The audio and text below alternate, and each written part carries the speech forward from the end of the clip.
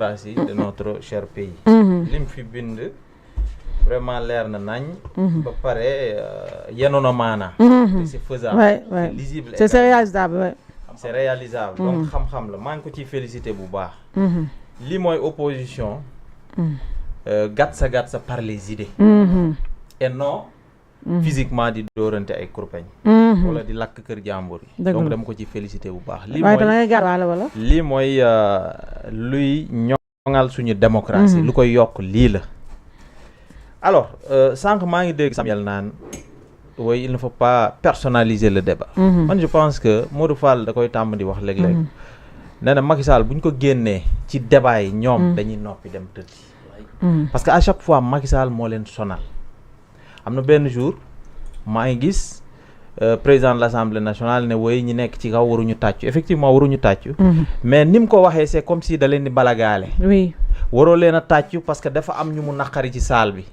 mais ñoom itam man jàpp naa ne tey président li muy wër ci àdduna bi. di def ses activités professionnelles. fu nekk mu tenir fa.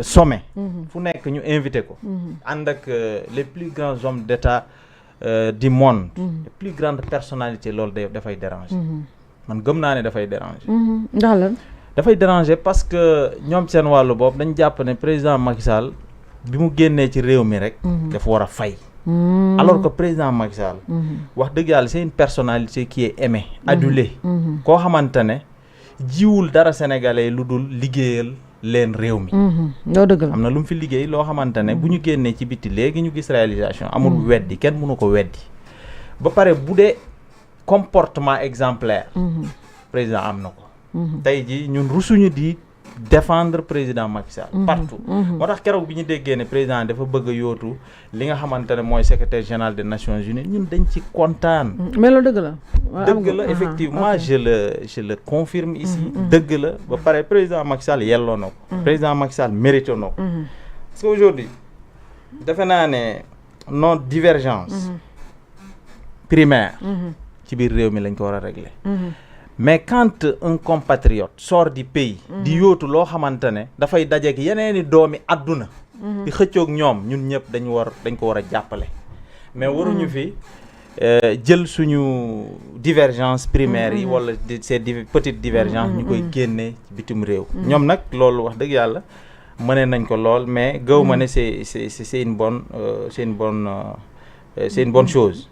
Maintenant concernant le dialogue man dama ciy féliciter sama parti di l'Alliance pour la République boycott bi man dama cee ànd dama leen di féliciter bu baax ba pare di féliciter tout parti politique qui a eu l'idée de boycotter ce dialogue là. mais ñëwaale tamit ci parce que yéen seen parti bi. naa ci ñëw xam naa fi nga jëm xam nga fu ma jëm xam naa fi nga jëm naa ci ñëw damay féliciter le parti gis nga tànk da nga koy banque mbaa nga tàllal ko du dëgg. Aujourd'hui, l'histoire nous a montré que dans la vie, il faut choisir. Deux options là. Soit tu dem wala nga toog boo toogee nga assumer. nga wax les raisons pour lesquelles demoo.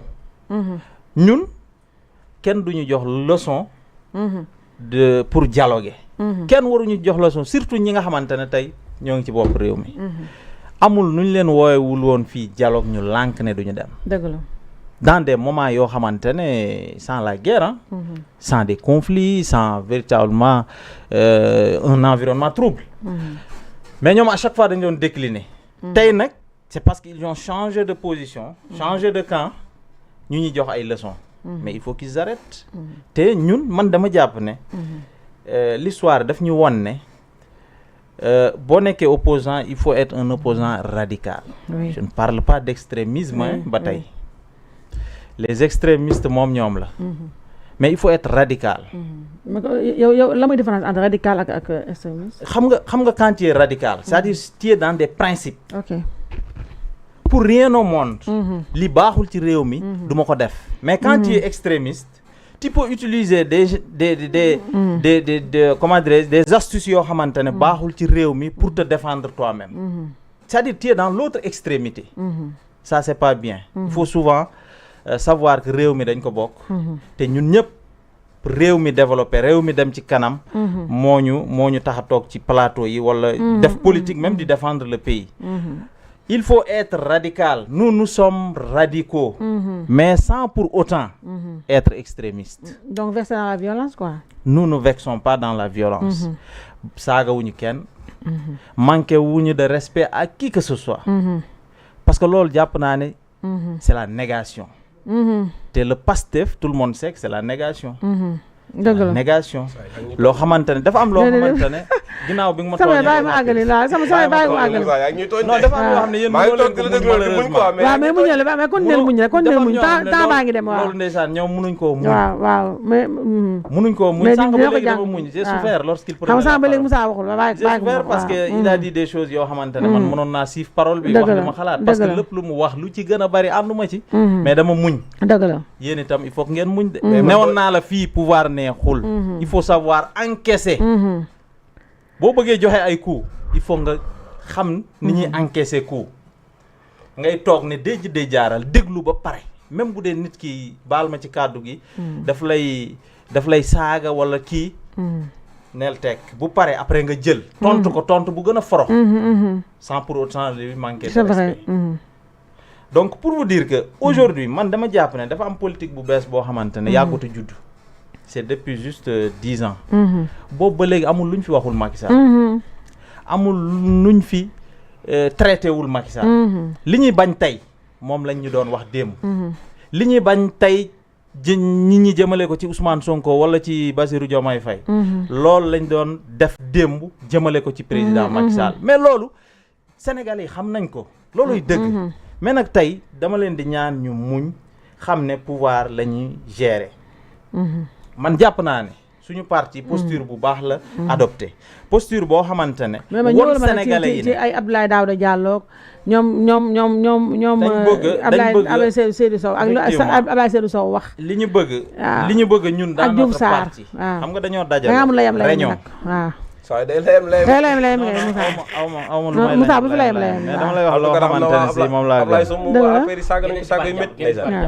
Ablaye Sow moom yow noppi léegi na ma nag saaga yi ngeen saaga Ablaye Sow Ablaye Sow ak Kara leen defal biir Kaffrine ngeen topp di ko saaga parce que dafa dem jalan ba loolu c'est pas normal. bis bu yàlla sàcc ngeen saaga dama ne la gis nga man li ma gëm mooy ne ca biir di saaga président ñëpp wax naa ko bi ñu rañawee man dama ne la li ma gëm mooy le président Abdoulaye Wade il s'est opposé pendant 26 ans lu nekk def na ko ci réew mi mais il a été radical il était dans des principes mu jël réew mi en 2000 2008 bi président Macky Sall génne PDS bi mu créé fondé son parti li tax sénégalais yi naw ko parce que il avait des principes principes yoo xamante ne y a pas un chef religieux qui n'avait pas à l'époque démarché le président Macky Sall pour mu wuyu ji Maître Abdoulaye Wade il a refusé parce qu'il avait des principes daf ne génn naa ci dem naa wuti réew mi tàllal naa samay loxo sénégalais yi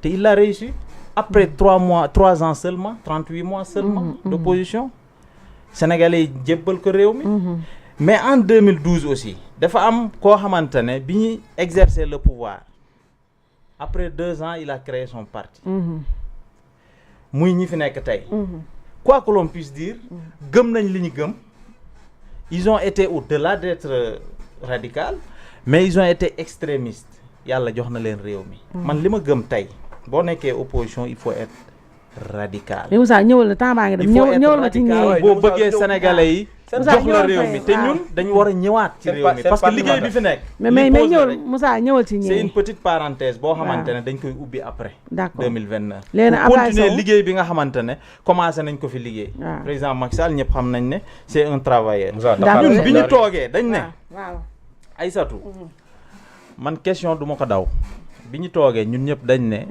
dialogue bi duñ ca dem pour des raisons qu'on a un peu expliquées sur les plateaux et lors des conférences de presse duñ ca dem bugguñu kenn dem ca loolu leer na képp ku ci dem ñun ànduñu ci regretté nañ ko condamné nañ ko ànduñu ci fut-il ñi nga xamante ne dem nañ foofu ànduñu ci suñu président àndu ci loolu dañ koy ñaawlu xanaa loolu war naa doy ànduñu ci maintenant nag chacun a sa liberté xam nga fii da ngay am sa kër sax léeg-léeg nga wax ak say doom yi kenn ki ñëw transgresser les règles wala mu violer les règles dem yoonam mais suñu parti jàpp naa ne ñooñu ñëpp dañ leen a war a woowaat autour de la table fii ay dàqaate amu fi gis nga am politique on n'exclut pas mais kan on laisse les gens yow Abdoulaye Sow mi demal boppam Abdoulaye Daouda Diallo mi nga xam ne nii ba ngeen perdre gouvernement ba tey régime ba tey woowu leen ko benn réunion mu ñëw Diouf Sarr bi nga xam ne nii ba mu ne salaamaaleykum maa ngi sam ci la créé genre mouvement yooyu Moussa Sow génn ci li nga ne xam nga ay Moussa na base diplomatiquement correct li ngay wax Aïssatou dafa am nga seen parti ba moo tas waaw dëgg la nag seen parti bi tas na nag ñuy xëy di saagante yu ñaaw yoo xam ne man dama rus sax dëgg la te nee na ñun ñooy saagante de ñun ñooy saaga de léegi non dama seetaan après buñ la daggee rek buñ la daggee après di saaga Ablaye Sow te yàlla xam na ne Ablaye Sow il a beaucoup contribué ci seen Samuel fexeel buñ teel la leen daggee kafri bul mer ngeen ñëw buñ fii la di ko daggee saaga après c'est pas bul mer normal xoolal ñoo ngi bëgg